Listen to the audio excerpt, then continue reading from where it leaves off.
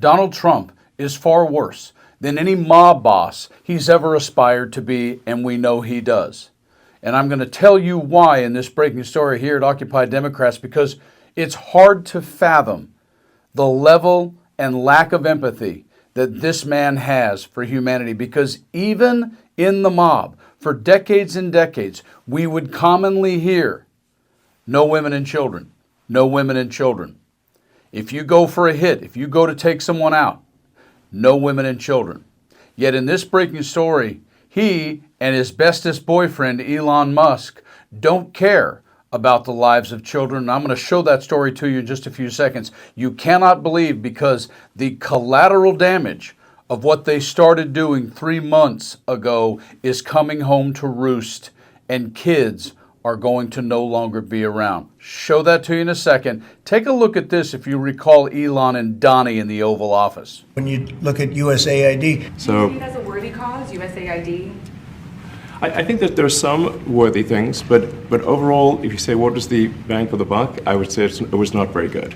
And there was far too much of what USAID was doing was influencing elections in ways that I think were dubious and do not stand the light of day. They're much bigger areas, but the USAID is really corrupt.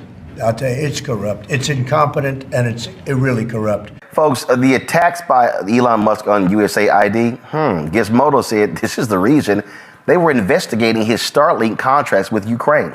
You see right here, he has been attacking this agency more than any other. And the Lever actually reported that the USAID Inspector General was in the process of investigating its own public-private partnership between Musk, Starlink, and the Ukrainian government at the time that his DOGE crippled the agency. How to do the right thing, namely make sure everything's honest, legitimate, and competent. Wait, you mean it's possible that you did one action to stop your bestest boyfriend from being investigated, but you don't care about the collateral damage? Yeah, that. We are moving fast, so we will make mistakes, but we'll also fix the mistakes very quickly. What's more important to Elon and Donnie than women and children? Well, Elon funded Donnie's campaign, so Donnie has to not care while they actually dismantle USAID and what it's now officially doing 3 months later, and children are dying. And in this breaking story, that's exactly what's happening, and that's exactly what's going on. Take a look at this breaking story. Exclusive. U.S. aid cuts leave food for millions moldering in storage. More than 60,000 metric tons of U.S. food aid sitting in storage. Food stocks stuck due to U.S. aid cuts and are at risk of expiry. Sources say Trump's aid cuts come amid rising global hunger levels. USAID decommissioning disrupts aid distribution, aid workers say.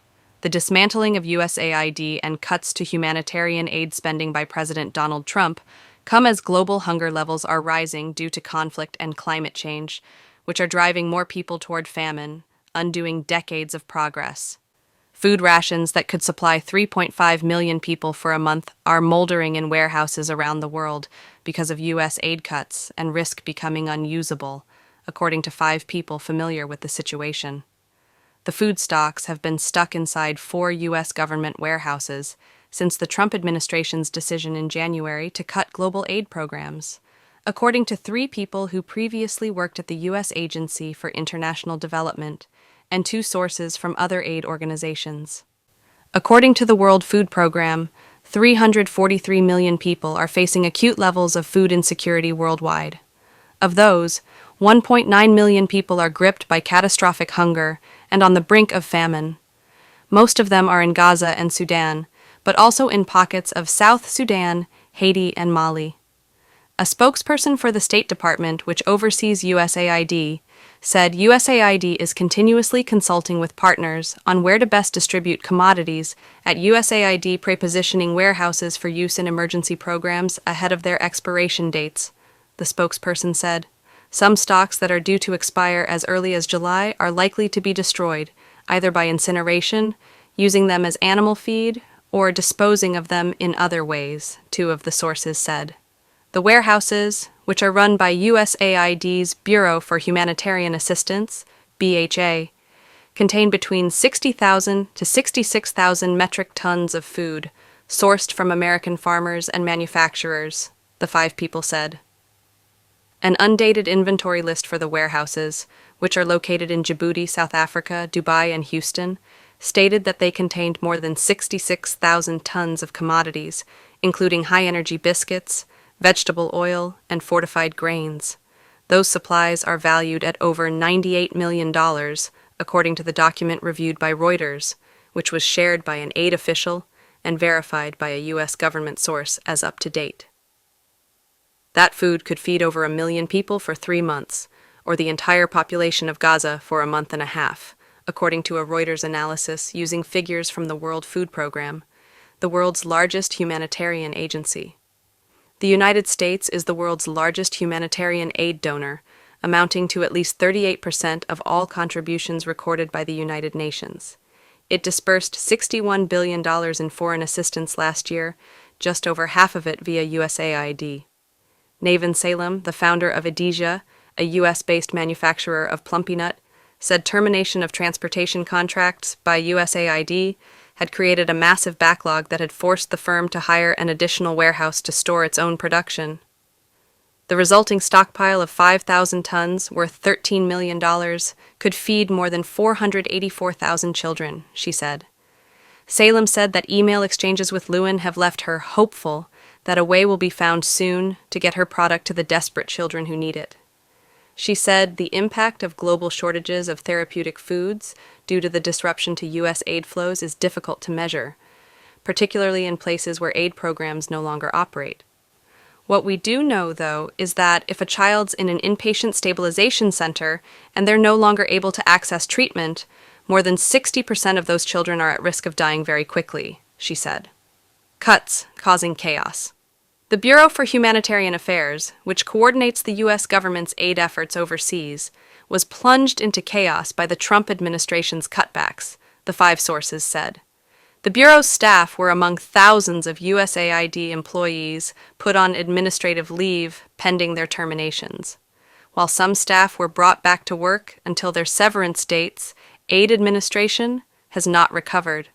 3 sources told Reuters that the contract to maintain USAID warehouses in the South African port city of Durban had been canceled, raising questions about future aid distribution. Reuters was unable to confirm that independently. 2 former USAID officials said that the Djibouti and Dubai facilities would be handed over to a team at the State Department, which has yet to be formed. The State Department did not comment. A spokesperson for the WFP, which relies heavily on U.S. funding, declined to comment on the stranded food stocks. As Elon said in the Oval Office, we're moving fast, so we'll make mistakes, but we're going to correct those mistakes really quickly. Are you? Do you really give a crap? Donald, Ivanka, Don Jr., Eric, that there are life-saving amounts of food sitting in storage right now that you could easily unleash while you're off playing golf and spending millions of dollars to play golf while these kids potentially die. Shame on every single one of you. You guys stay frosty.